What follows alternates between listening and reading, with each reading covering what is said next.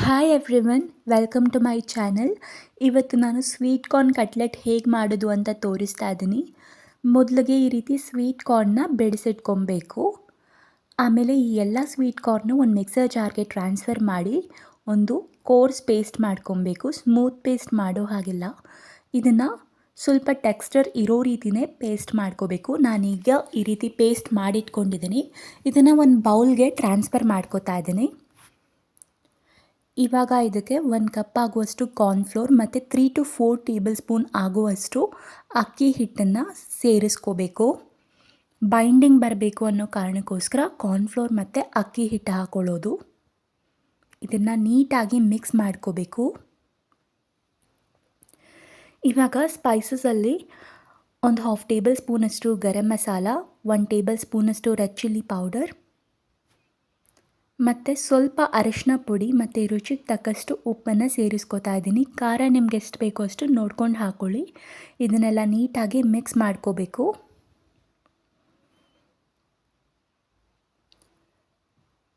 ನಿಮಗೆ ಇದು ತುಂಬಾ ಕೈಗೆ ಅಂಟ್ತಿದೆ ಅಂತ ಅನ್ನಿಸಿದ್ರೆ ಇನ್ನೊಂದು ಸ್ವಲ್ಪ ಕಾರ್ನ್ಫ್ಲೋರ್ನ ಮಿಕ್ಸ್ ಮಾಡ್ಕೊಬೋದು. ಆವಾಗ ಬೈಂಡಿಂಗ್ ಕನ್ಸಿಸ್ಟೆನ್ಸಿ ನೀವು ನೋಡಿಕೊಂಡು ಹಾಕೋಬೋದು. ಇವಾಗ ಎರಡೂ ಕೈಗೆ ಆಯಿಲ್ನ ಗ್ರೀಸ್ ಮಾಡಿಕೊಂಡು ಈ ರೀತಿ ಸ್ವಲ್ಪನೇ ತಗೊಂಡು ಅದಕ್ಕೆ ಕಟ್ಲೆಟ್ ಶೇಪ್ ಕೊಡಬೇಕು.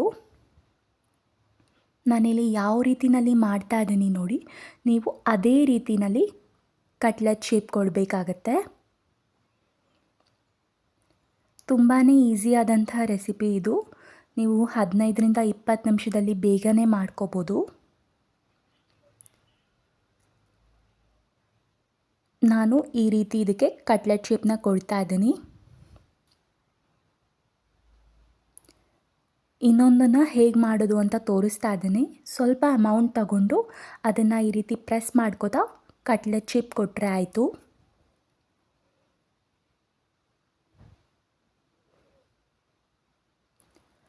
ನಾನು ಇದನ್ನು ಶಾಲೋ ಫ್ರೈ ಮಾಡ್ಕೋತೀನಿ. ನಿಮಗೆ ಇಷ್ಟ ಇದ್ದರೆ ಇದಕ್ಕೆ ಡೀಪ್ ಫ್ರೈ ಕೂಡ ಮಾಡ್ಬೋದು. ನಾನು ಇದೇ ರೀತಿಯಲ್ಲಿ ಎಲ್ಲ ಕಟ್ಲೆಟ್ಗೂ ಶೇಪ್ ಕೊಟ್ಟಿದ್ದೀನಿ. ಇವಾಗ ಒಂದು ತವಾದಲ್ಲಿ ಸ್ವಲ್ಪ ಆಯಿಲನ್ನು ಹಾಕ್ಕೊಂಡು ಇದಕ್ಕೆ ಶಾಲೋ ಫ್ರೈ ಮಾಡ್ತಾ ಇದ್ದೀನಿ. ಒಂದೊಂದೇ ಕಟ್ಲೆಟ್ನ ಹಾಕ್ಕೊಂಡು. ನೀವು ಬೇಕಾದರೆ ಇದಕ್ಕೆ ಏರ್ ಫ್ರೈ ಕೂಡ ಮಾಡ್ಬೋದು. ಎರಡು ಕಟ್ಲೆಟ್ಸ್ನ ಎರಡೂ ಸೈಡ್ನಲ್ಲಿ ಗೋಲ್ಡನ್ ಬ್ರೌನ್ ಕಲರ್ ಬರೋವರೆಗೂ ಫ್ರೈ ಮಾಡ್ಕೋಬೇಕಾಗತ್ತೆ. ಒಂದು ಸೈಡ್ ಗೋಲ್ಡನ್ ಕಲರ್ ಬಂದಮೇಲೆ ಇದನ್ನು ಟರ್ನ್ ಮಾಡ್ಕೋಬೇಕು. ಈಗ ನಾನು ಇದನ್ನೆಲ್ಲ ಟರ್ನ್ ಮಾಡ್ತಾ ಇದ್ದೀನಿ. ನಿಧಾನಕ್ಕೆ ಟರ್ನ್ ಮಾಡ್ಕೊಳ್ಳಿ. ನೀವು ನೋಡ್ಬೋದು ಯಾವ ರೀತಿಯಾಗಿ ಗೋಲ್ಡನ್ ಕಲರ್ ಬಂದಿದೆ ಅಂತ.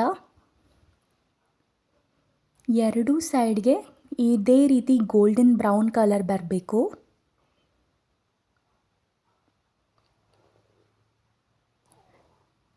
ಈಗ ಇದು ಎರಡೂ ಸೈಡ್ಗೆ ಗೋಲ್ಡನ್ ಕಲರ್ ಬಂದಿದೆ.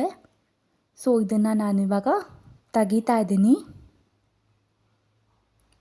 ಸೊ ನಿಮಗೆಲ್ರಿಗೂ ಇವತ್ತಿನ ಈ ರೆಸಿಪಿ ಇಷ್ಟ ಆಗಿದೆ ಅಂತ ಅಂದ್ಕೊಂಡಿದ್ದೀನಿ. ಈ ರೆಸಿಪಿ ಇಷ್ಟ ಆಗಿದರೆ ಈ ವಿಡಿಯೋಗೆ ಲೈಕ್ ಮಾಡಿ ಮತ್ತು ಚಾನಲ್ಗೆ ಸಬ್ಸ್ಕ್ರೈಬ್ ಮಾಡಿ. ಇದೇ ಥರದ ಇನ್ನೂ ರೆಸಿಪೀಸ್ ನೋಡೋದಕ್ಕೆ ನಾನಿಲ್ಲಿ ಟೊಮ್ಯಾಟೊ ಕೆಚಪ್ ಜೊತೆ ಸರ್ವ್ ಮಾಡಿದ್ದೀನಿ. ನೀವು ಗ್ರೀನ್ ಚಟ್ನಿ ಜೊತೆ ಕೂಡ ಸರ್ವ್ ಮಾಡ್ಕೊಬೋದು. Thank you for watching.